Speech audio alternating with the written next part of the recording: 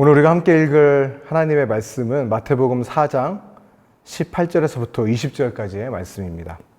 갈릴리 해변에 다니시다가 두 형제 곧 베드로라 하는 시몬과 그의 형제 안드레가 바다에 금을 던지는 것을 보시니 그들은 어부라.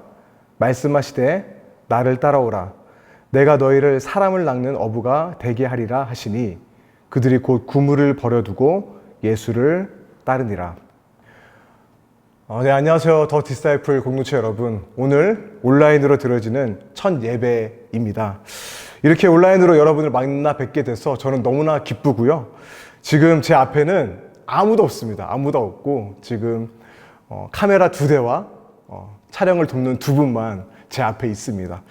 그래서 이게 지금 뭐 하는 상황이지? 라는 마음이 들 수 있지만 저는 이 영상이 각 곳곳에 퍼져서 나갈 수 있다는 것을 생각을 하니까 저는 오히려 마음이 기쁜 것 같습니다. 물론 모일 수 없어서는 안타깝기는 합니다. 하지만 여러분, 지금까지 주님의 교회는요, 어떠한 어려운 상황에서도 항상 예배 드리는 것에 있어서 멈추지 않았다는 것을 우리가 기억했으면 좋겠습니다. 그래서 하나님의 계획은요, 어렵다고 하지만 지금도 여전히 이루어지고 있습니다. 모일 수 없다면 여러분 이렇게 함께 온라인으로 드리면 되는 것이고, 여러분 온라인으로 드리기 때문에 장소와 시간에 구애받지 않고 여러분 우리는요 얼마든지 예배할 수 있습니다. 하나님께서는요 어떠한 상황에서도 그분의 뜻을 이루시는 분이십니다. 물리적으로 다가갈 수 없는 많은 사람들이 이 기회를 통해서 하나님의 말씀을 듣게 될 것입니다. 우리가 그 하나님을 기대하면서 이 비대면의 상황에서도 여러분 흔들리지 마시고요, 함께 예배 드리는데 힘쓰시기를 바랍니다. 자, 지금 제가 댓글창을 열어두었습니다. 그래서 온라인 예배 묘미라고 할 수 있는데 여러분 그냥 저만 보지 마시고 댓글로 달아주세요. 저 누구입니다 하면서 서로 인사하면서 지금 댓글로 달아주시고 서로 인사하는 시간을 잠시 가지도록 하겠습니다. 혹시나 오늘 처음 오신 분들이 있다면 너무나 환영하고요, 너무 잘 오셨습니다. 여러분이 있는 그곳이 여러분 바로 예배하는 처소이고요, 여러분 한 사람 한 사람이 교회입니다. 그래서 이 시간 함께 예수 그리스도의 이름으로 함께 모여서 신령과 진정으로 예배하며 하나님의 말씀을 듣도록 하겠습니다. 오늘은 제자란 무엇인가에 대해서 함께 살펴볼 텐데요. 아무래도 새롭게 세워진 청년부의 이름이 더 디사이플이다 보니 오늘 첫 설교의 주제를 이 주제로 해야겠다라는 마음과 확신이 들었습니다. 여러분 저는 왜 그런지는 모르겠지만 이 제자라는 단어가 굉장히 불편했어요. 뭔가 마음에 와닿지 않았습니다. 제자하면 제 마음에 떠오르는 이미지는요, 뭔가 중국 영화 보게 되면 사부가 있고 제자가 있고 수련하는 그 제자의 모습이 떠오르기도 하고, 또 제자하면 저는 제자 훈련이 떠오르더라고요. 교회에서 여러분 제자 훈련 어떠합니까? 교회에서 하는 양육 훈련 중에서 가장 빡센 훈련이 바로 제자 훈련이라고 할 수 있죠. 3-4시간 동안 앉아가지고 성경 공부하고 과제하고 말씀 읽어야 되고 책도 또 엄청 많이 읽어야 되고 과제가 엄청납니다. 그래서 그런 것들이 저는 떠오르게 되는데, 저는 그래서 제자 훈련하면 엄두가 나지 않는다, 그런 느낌이 드는 것 같습니다. 그래서 제가 생각하는 것은 꼭 제자 훈련을 받아야만 제자가 될 수 있는 것일까? 어떤 특별한 훈련을 받은 소수의 사람들만이 제자가 될 수 있는 것인가? 라는 생각이 제 마음 가운데 들었습니다. 만약에 어떤 영적인 수준을 계급을 나눈다면 가장 최상위의 등급이 이제 제자인 것이죠. 그래서 영적으로 뛰어난 소수의 사람들, 특별한 사람들, 그런 사람들이 제자이다 라고 저는 생각을 했던 것 같아요. 그래서 저는 처음에 청년부의 이름을 더 디사이플로 정하지 않았어요. 어떤 걸로 지었냐면 한 사람 한 사람 우리가 교회다 라는 뜻을 가진 더 처치라고 하자라고 처음에 그렇게 지었습니다. 그런데 그 가정 가운데 담임 목사님과 함께 대화를 하면서 목사님께서 그렇게 제안을 하시더라고요. 더 처치 말고 더 디사이플이 어떠냐라고 저한테 제안을 하셨습니다. 솔직히 저는 더 처치가 더 좋은 것 같은데 생각을 했지만 더 디사이플 이렇게 하니까 영어니까 뭔가 있어 보이고, 죄송합니다, 뭔가 있어 보여서 뭔가 괜찮다라고 생각을 해서 제가 그렇게 승낙을 하고 목사님 너무 좋습니다. 그래서 새로운 청년부의 이름은 더 디사이플로 하겠습니다 라고 정했습니다. 그렇게 정하고 나서 생각을 하더라도 여러분 어차피 의미는 제자잖아요. 그래서 뭔가 제 마음에 썩 끌리지는 않지만 이제부터 이름이 더 디사이플이니까 과연 제자가 무엇인지 저는 말씀을 통해서 책을 통해서 몇 주간 찾아보게 되었습니다. 제가 그 과정 가운데 깨달아지는 것이 하나 있었어요. 그게 뭐냐면 우리가 제자에 대해서 너무나 많은 오해를 했구나. 그냥 우리가 교회 생활하면서 듣고 알게 되었던 그 제자의 개념과 성경이 말하는 제자의 개념이 너무나 다르다라는 것을 저는 알게 되었어요. 여러분 성경을 보니까요, 우선은요, 제자를 만들기 위한 제자 훈련 같은 프로그램은 없었습니다. 그리고 제자라고 불리는 사람들을 보니까 여러분 어떤 특별한 사람이 아니었어요. 대부분 뜨내기들과 어부들, 너무나 평범한 사람들이었습니다. 어떤 특출한 직접적인 사람들이 아니었다는 것이죠. 오늘 우리가 읽은 본문을 보게 되면 갈릴리 해변에 어떤 한 너무나 평범한 형제들이 나와요. 바로 그들이 누구였냐? 베드로와 안드레였습니다. 여러분 이들은요, 고기를 낳는 어부였어요. 그런데 어느 날 예수님께서 찾아오셔서 내가 너희를 사람을 낳는 어부가 되게 하겠다라고 하자 이들은 그물을 버려두고 예수님을 따르기 시작합니다. 자, 그렇다면 이제 예수님을 따르기 시작했으니 어떻게 해야 되죠? 복음반을 듣고 성전반도 듣고 중인반도 듣고 이제 마지막 최상위 제자반까지 들어야죠. 여러분 이제 제자다라고 불릴 수 있는 거 아니겠습니까?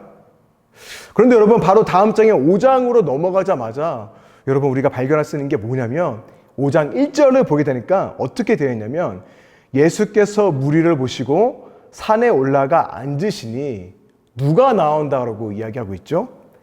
제자들이 나온지라. 제자들이 나온지라. 여러분 마태복음에서 처음으로 등장하는 제자라는 단어입니다. 성경은요, 예수님을 지금 막 따르기 시작한 이들을 향해서 제자라고 불렀다라는 거예요. 아니 이들이 예수님에 대해서 얼마나 안다고 제자라고 부를 수 있을까요? 성경 공부를 좀 시키고 말씀 훈련도 시켜야죠. 시험도 통과하고 간증하고 또 수료식까지 해서 그래야지 제자라고 불릴 자격이 있는 거 아닌가요? 아직 여러분 이들은요, 신학 공부도 하지 않았습니다. 제자 훈련 안 했어요. 할 줄 아는 것은 뭡니까? 고기 잡는 거 그거 하나밖에 몰라요. 근데 이들이 제자라고? 너무나 평범하잖아요. 어떻게 제자라고 불릴 수 있을까요? 네, 그런데 여러분 복음서를 보게 되면요, 이들은요 제자로 즉시 불러요. 예수를 따르는 자들은요, 여러분 즉시 제자로 불린다는 겁니다. 이게 제가 오늘 여러분들에게 전하고 싶은 핵심 메시지입니다. 여러분 제자란 어떤 특별한 사람들이 아니라, 특별한 훈련을 받은 사람들이 아니라 예수님을 믿는 모든 자들이 바로 제자라는 것이죠. 나는 예수님을 믿지만 제자는 되고 싶지 않아요. 아닙니다, 여러분. 예수님께서는요, 우리 모두를 제자로 부르셨습니다. 나를 따르라. 우리를 오늘도 제자로 부르고 계세요. 네가 나를 믿고 따르다가 어떠한 수준이 되면, 어떤 과정이 거치면 내가 제자라고 인정해 줄게 라고 말씀하지 않았어요. 우리의 첫 부르심이 다른 게 아니라 바로 제자라는 것입니다. 예수님을 믿는다? 그렇다면 여러분은 바로 제자입니다. 제자 훈련을 받아서 제자가 되는 것이 아니라 예수님을 믿기 때문에 제자가 되는 것입니다. 입영 통지서를 받고 군에 입대를 하는 순간 그 사람의 신분은 바로 군인이 되죠. 아직 입대한 지 하루밖에 되지 않아서 여러분 그 사람은 총도 사용할 줄 모르고 군복도 제대로 입지 못하는데 이들의 신분은 뭡니까? 군인이에요. 누가 뭐라 해도 군인입니다. 이등병도 군인이고 말년병장도 군인이에요. 당연하죠. 왜냐하면 처음부터 이들은요, 군인으로 입대를 했잖아요. 군인으로 부름을 받은 거예요. 마찬가지입니다.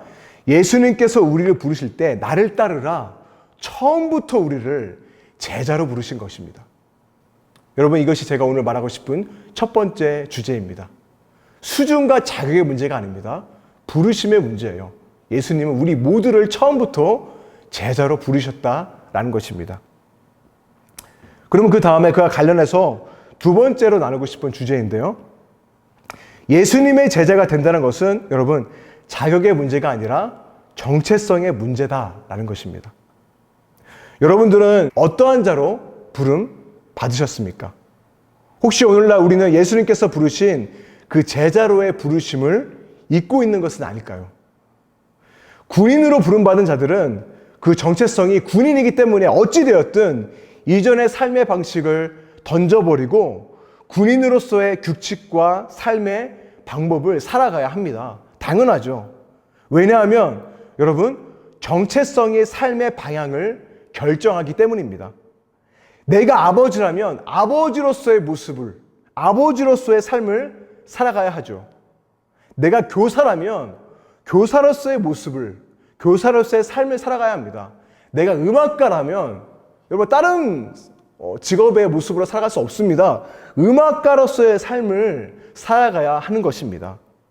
왜냐하면 정체성이 삶의 방향을 결정하기 때문입니다. 예수님께서 우리를 부르실 때 네 맘대로 살아가라 라고 부르시지 않았어요. 너가 너의 정체성을 결정해. 그리고 너 맘대로 막 살아가 라고 말씀하시지 않았어요. 예수님께서 원하시고 기대하시는 삶의 방향과 모습이 있었습니다. 그게 뭐냐면 바로 제자의 모습이라는 거예요. 예수님께서 우리의 정체성을 정해 주셨어요.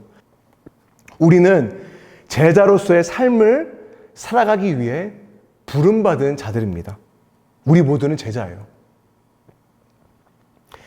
팬인가 제자인가라는 책을 쓴 카일 아이들먼이라는 분이 이러한 얘기를 했습니다. 예수님은 12제자의 행동을 변화시키는 것보다 그들에게 완전히 새로운 정체성을 주시는 데 집중하셨다. 예를 들어 어부라는 낡은 정체성을 지우고 사람을 낚는 어부라는 새로운 정체성으로 그들을 부르셨다. 그들의 명찰에서 세리라는 정체성을 지워버리고 제자라고 쓰셨다. 그렇죠, 여러분. 여러분은 오늘 여러분의 명찰에 어떠한 이름이 쓰여져 있습니까? 여러분들은 누구로서 존재하고 누구로서 행동하고 누구로서 삶의 방향을 결정하고 계십니까? 예수님을 따르는 제자로 살아가십니까? 아니면 세상을 따라가는 세상의 제자로 살아가십니까? 이 정체성이요, 오늘 여러분이 어떤 하루를 살아갈지에 대해서 결정하게 된다라는 것이죠. 왜냐하면 정체성이 삶의 방향을 결정하기 때문인 것입니다. 제가 방금 소개한 팬인가 제자인가라는 책을 보게 되면 성명 결정론이라는 이론이 나오고 있어요. 이게 무슨 이론이냐면 이름이 인생의 결과를 결정한다라는 이론입니다. 그래서 애덤 알터라는 교수가 쓴 만들어진 생각, 만들어진 행동이라는 책이 있는데 이 책에서 이런 얘기를 합니다. 연구 결과에 따르면 우리의 이름은 우리의 정신세계에 깊이 뿌리를 내려 마치 자석처럼 그 이름이 가리키는 방향으로 우리의 삶을 끌고 간다. 우리의 이름이 우리의 삶의 방향성을 결정한다라는 거예요. 여러분들은 이 이론에 대해서 어떻게 생각하십니까? 저는 이 이론을 받아들일 수 없어요. 왜냐하면 내가 결정한 이름도 안 하잖아요. 태어나서 내가 내 이름 정합니까? 아니죠. 남이 지어준 이름인데 그 이름이 내 삶을 결정한다? 이건 말도 안 되잖아요.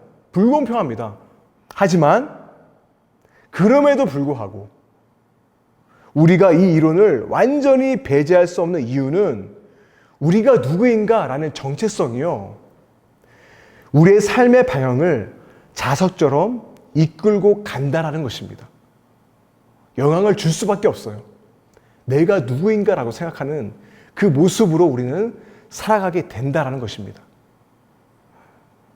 여러분, 우리는요, 살아가면서 꼭 주민등록상의 이름만이 아닙니다. 수많은 이름으로 불려지며 그것을 내 정체성으로 삼고 살아가게 됩니다. 여러분은 어떠한 이름으로 불려지면서 살아가고 있습니까? 여러분은 어떠한 정체성으로 살아가고 있나요? 저는 여러분들이 어떠한 삶을 살아왔는지 모르지만 주변 환경에 정해주는 이름 아니면 부모님이 정해준 이름으로 살아왔을지 모르겠습니다. 안타깝게도 그 이름이 부정적인 이름일 수 있어요. 너는 왜 이것밖에 안 돼?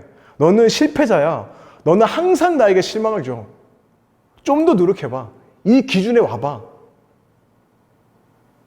여러분이 만났던 선생님이나 교수님 아니면 직장 상사로부터 그런 말을 끊임없이 듣고 되새기면서 나도 모르게 이게 내 자신이 돼버린 거예요. 나는 실패자야. 나는 기대에 못 미치는 사람이야. 이게 내 정체성이 된 것입니다. 어렸을 때부터 여러분 이러한 말을 자주 들은 사람은요, 자신도 모르게 그런 모습으로 살아가게 됩니다. 불행하게도 이 정체성이 이들의 삶을 이끌고 간다라는 것이죠. 나는 실패자야. 나는 부모님에게 항상 실망만 안겨줘. 그렇게 살아가게 된다는 것입니다. 그러면 이름이 멋지면 우리의 삶에 성공할까요? 예, 여러분 부정적인 이름만 과연 그런 것만이 아닙니다. 여러분 제 이름이 세훈입니다. 세훈. 근데 한자로 풀었으면 뜻이 무엇인지 아십니까? 세상새 빛낼 훈, 세상을 빛내라. 엄청난 이름이죠. 너무나 좋은 이름이죠. 그래서 저는 어렸을 적부터 끊임없이 부모님으로부터 대세김질 당했습니다. 너는 앞으로 세상을 밝힐 사람이야. 엄청나죠? 세상을 밝힐 사람이야. 근데 여러분 제가 어떻게 살아간지 아십니까? 예, 세상의 빛이 아니라 어둠으로 살아갔습니다. 어둠, 빛을 오히려 끄는 사람으로 다크한 삶을 살아갔습니다. 밝은 곳보다는 어두컴컴한 춥고 외롭고 고독하고 그런 방황한 학창 시절을 보냈던 것 같아요. 왜냐하면 제가 빛의 사람으로 살아가기 위해 애쓰면 애쓸수록요 더 깊은 절망밖에 되지 않더라고요. 내 안에 빛이었는데 내가 어떻게 빛을 내? 더 실망, 그 기대감에 못 미치니까 계속해서 나는 실망밖에 할 수 없는 겁니다. 그 이름에 비해서 세상새 빛내룬. 근데 내 모습은 너무나 초라해요. 오히려 내 마음 가운데 빛이 아니라 어둠이 더 짙게 깔리기 시작한 것입니다. 그래서 여러분 꼭 그런 것만 아니겠지만 제 주위에 성경 이름을 가진 사람들이 꽤 있거든요. 뭐 요한, 다니엘 이런 사람도 있는데 그런 사람들의 인생 이야기를 들어보면 항상 그렇습니다. 대부분 방황을 하더라고요. 왜냐하면 요한처럼 살아야 되는데 그렇게 못 살아가는, 다니엘처럼 어떻게 살아갑니까, 여러분? 살아갈 수 있나요? 그 기준에 못 따르니까 항상 그 마음 가운데 낮은 자존감으로 항상 쪼그라져서 살아가게 되는 겁니다. 그래서 방황을 하게 되는 것이죠. 여러분들은 어떤가요? 여러분들은 지금 어떠한 이름으로 나를 생각하고 살아가고 계십니까? 그 이름이 여러분들의 삶을 이끌어 갈 텐데 여러분들은 어떻게 살아가고 있습니까? 혹시나 예전에 경험했던 상처와 아픔이 여러분들의 삶을 끌고 가고 있지는 않으십니까? 열심히는 살아가고 있지만 그저 부모님과 다른 사람들의 인정을 받기 위해서 그것을 위해서 살아가고 있지는 않으십니까? 아니면 내가 당당히 성공해서 날 지금까지 깔봤던 사람들에게 증명해 볼 거야 라는 분노 가운데 살아가고 있지는 않으십니까? 아니면 주위 사람들이 정해놓은 지나치게 높은 기대감에 눌려가지고 항상 나는 거기에 못 미쳐 라는 자격지심 가운데 낮은 자존감으로 살아가고 있지는 않으십니까? 여러분, 이러한 우리들에게 예수님께서는 찾아오셔서 이렇게 말씀하십니다. 나를 따르라. 하루 벌고 하루 먹는 치열한 삶, 치열한 그 어부의 삶을 넘어서 더 깊은 영원한 의미로의 삶, 내가 너를 사람을 낚는 어부가 되게 하겠다. 나를 따르라. 여러분, 예수님께서는요, 우리에게 새로운 이름을 주십니다. 그 이름은 바로 예수님을 따르는 제자라는 이름이에요. 예수님께서는요, 우리를 제자라는 새로운 이름으로, 제자라는 새로운 정체성으로 우리를 부르십니다. 그런데 오늘 본문에서 우리가 눈여겨봐야 할 점이 있습니다. 세 번째 주제인데요. 베드로와 안드레가 예수님을 따르기 전에 한 행동이 있어요. 우리가 이 행동에 대해서 무심코 넘어갈 수 있는데 오늘 우리가 좀 집중적으로 봤으면 좋겠어요. 20절입니다. 그들이 곧 그물을 버려두고 예수를 따랐다. 뭐죠? 그물을 버려두었다. 이들은요, 예수님을 따르기 전에 그냥 따라간 게 아니에요. 그물을 버리고 예수님을 따랐습니다. 여러분, 이 행동에 대해서 여러 가지 해석이 있습니다. 어떤 사람들은요, 이들이 어부라는 직업을 포기하고 예수님을 따랐다라고 해석을 합니다. 이 해석에 의하면 예수님을 따르기 위해서는 삶의 그물을 버릴 각오까지 해야지 예수님을 따를 수 있는 것이죠. 물론 저는 이 해석이 틀리다고는 생각하지는 않습니다. 여러분, 예수님을 따르는 것은요, 내가 당일치기 여행해야지 하면서 하는 가벼운 여행 같은 것이 아니에요. 인스타그램이나 페이스북에서 팔로우해서 이분이 어떻게 살아가고 있구나라고 구경하는 게 예수님을 팔로우하는 게 아닙니다. 그렇게 가벼운 게 아니에요. 예수님을 따르는 것은 삶의 자리를 완전히 떠나서 내 인생의 터닝포인트가 일어나는 완전한 엄청난 사건인 것입니다. 그런데 이 해석이 너무나 지나쳐서, 그렇죠? 너무 극단적으로 가서 직업을 포기하고 예수님을 따르는 소수의 특별한 헌신자들만이 제자들이다. 직업 포기하고 신학교에 들어가는 것만이 제자들이다라고 우리는 종종 오해하고 있는 것 같아요. 특별한 사람만이 제자가 될 수 있다. 그런데 여러분, 복음서를 읽어보면 아시겠지만 예수님께서 나중에 십자가에서 돌아가시고 난 후에도 베드로는 어떤 일을 하죠? 고기 잡는 일을 합니다. 어부라는 직업을 그만두지 않았다는 거예요. 그리고 예수님께서도요, 내가 너희를 사람을 낳는 전도사, 사람을 낳는 목사라고 부르지 않았습니다. 어떻게 부르셨죠? 사람을 낳는 어부가 되게 하겠다라고 말씀하셨어요. 저는 오늘 말씀 준비하면서 개인적인 묵상으로 20절을 이렇게 해석을 하고 싶습니다. 그물을 버려두고 예수를 따른다는 것은 이전에 내가 가졌던 이름과 정체성, 그 그물을 버려두고 제자라는 새로운 정체성을 받아들이는 모습을 오늘 우리에게 보여주고 있다라고 저는 생각을 합니다. 그저 먹고 살기 위한 어부가 아니라 사람을 낳는 어부라는 새로운 이름을 이들은 얻게 된 거예요. 그 전에 해야 될 행동이 있습니다. 그게 무엇입니까? 그물을 버려야 돼요. 우리가 예수님을 따르기 이전에 반드시 해야 됩니다. 바로 옛사람을 벗는 겁니다. 옛 정체성이라는 그물을 버리는 거예요. 여러분이 지금까지 어떠한 삶을 살아왔든 실패자로 살아왔든 상관없습니다. 어떤 이름을 불러왔든 전혀 상관없습니다. 그 그물을 버리세요. 아직까지 그 그물을 붙들고 예수님을 따른다면 여러분은 온전한 제자로 살아갈 수 없습니다. 그 그물을 버리셔야 합니다. 버리세요. 어쩌면 우리는요, 그 그물을 버리지 못한 채 예수님을 따라가고 있기 때문에 어정쩡하잖아요. 이것도 아니고 저것도 아니고. 그렇기에 우리는 온전한 제자로 살아가고 있지 않은 것은 아닌가 저는 생각을 해봅니다. 여러분, 다시 한번 제가 권면합니다. 그물을 버리세요. 예전의 이름을 버리세요. 남들이 결정해준 그 정체성을 버리세요. 남들이 정해진 이름과 그 정체성이 여러분의 삶을 결정하게끔 내버려두지 마시기 바랍니다. 그 그물을 버리시기 바랍니다. 그리고 예수님께서 주시는 새 이름을 받으시기 바랍니다. 그 이름은요, 무엇입니까? 바로 예수를 따르는 자, 바로 제자라는 이름입니다. 제자. 여러분, 우리 모두는요, 예수님의 제자로 부름받았습니다. 고린도후서 5장 17절은 이렇게 말하고 있어요.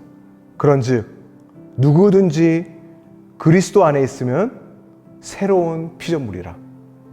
이전 것은 지나갔으니 보라, 새 것이 되었도다. 이전의 그물은 버려두고 우리에게 새로운 이름이 주어졌습니다. 우리는 너무나 오랫동안 이 제자로의 부르심을 잊고 살아온 것 같아요. 그래서 예수를 따르는 제자의 모습으로 살아가기보단 옛 그물을 아직도 버리지 못하고 어정쩡하게 남들이 정해놓은 기준에, 세상이 정해놓은 기준에 끌려다니면서 살아오는 모습이 오늘 우리의 모습이 아닌가. 저는 오늘 말씀을 통해서 저 자신을, 또 우리 모두 자신을 되돌아보았으면 좋겠습니다. 위드라는 이름으로 1청년부 여러분 지금까지 살아왔죠. 그리고 마찬가지입니다. 윌이죠. 윌이라는 이름으로 2청년부 여러분 지금까지 여러분 살아왔을 것입니다. 이제 우리에게는요 새로운 공동체가 세워졌고 새로운 이름으로 오늘 이 시간 함께 출발했으면 좋겠습니다. 그 이름이 무엇이라면 더 디사이플, 바로 제자라는 이름입니다. 이 이름은 제가 지은 게 아닙니다. 담임 목사님이 지으신 것도 아니에요. 바로 예수님이 우리를 부르신 그 이름입니다. 제자. 여러분 우리의 이름은요 제자라는 이름입니다. 우리의 시작점은 바로 여기 이 자리인 줄로 저는 믿습니다. 그래서 저는 오늘을 시작으로 몇 주간 여러분들과 함께 시리즈 설교로 성경이 말하고 있는 제자의 삶이 무엇인가에 대해서 앞으로 몇 주간 나누도록 하겠습니다. 그리고 다음 주에는 특별히 더 디사이플 공동체의 비전과 방향성에 대해서 나누는 시간이 있을 것입니다.